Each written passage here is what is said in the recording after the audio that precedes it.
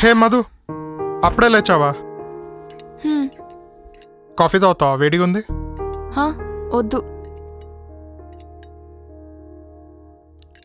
అవును, ప్రీతి గురించి ఏం ఆలోచించావు? అంటే ప్రీతిని పెళ్లి చేసుకుందాన్ని ఫిక్స్ అయ్యా. బాగా ఆలోచించే నిర్ణయం తీసుకున్నావా? పెద్దగా ఆలోచించలేదు మధు. నాకు ఇష్టమైన వాళ్ళు నాతో ఉండడానికి ఇష్టపడనప్పుడు ఆ బాధ ఎలా ఉంటుందో నాకు తెలుసు.